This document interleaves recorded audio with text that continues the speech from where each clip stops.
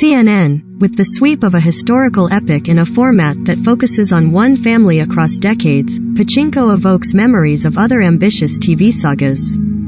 Perhaps foremost Roots. Deeply emotional, this 8-episode Apple TV series barely scratches the surface of the novel upon which it's based, and will surely leave a core audience clamoring for more. Boasting a terrific cast, the story begins in Korea during the early 20th century with its colonization by Imperial Japan, proceeding into the 1930s and the looming specter of World War II.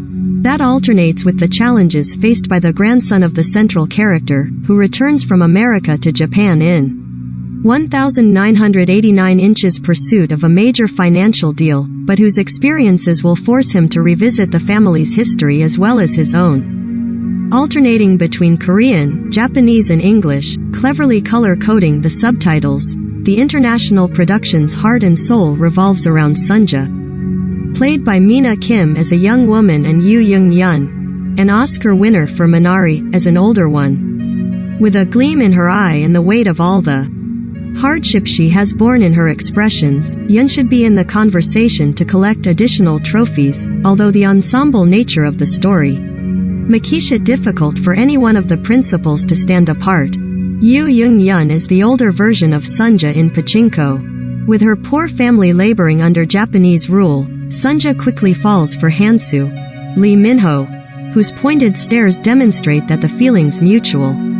Yet a cruel twist in the relationship places her on a different path, one that, juxtaposed with the future version of her, raises tantalizing questions about what happened during the intervening years. Written and produced by Soo-hyo, The Terror, with Kogonada and Justin Chon splitting directorial duties, Pachinko is peppered with heartbreaking situations and brilliant dialogue. As a little girl, Sunja's father tells her, "I would do anything to keep the ugliness of the world from touching you."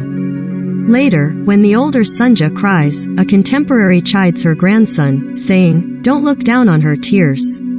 She earned the right to those." That she did, and for those unaware of this history, parts of the series, adapted from Korean-American author Min Jin Lee's book, will surely provide an education. Yet other aspects speak to broader concepts, such as an emotionally devastating scene where the young Sunja must leave home, as good a representation of the immigrant experience, with hopes chased and loved ones left behind, as you're apt to see.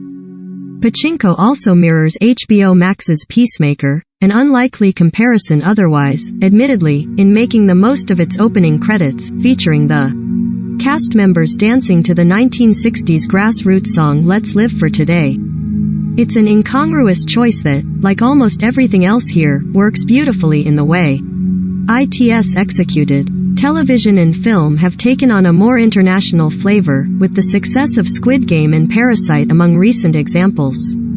In the case of streaming services, that's partly due to necessity, looking beyond the US in an effort to find product to keep their shelves freshly stocked.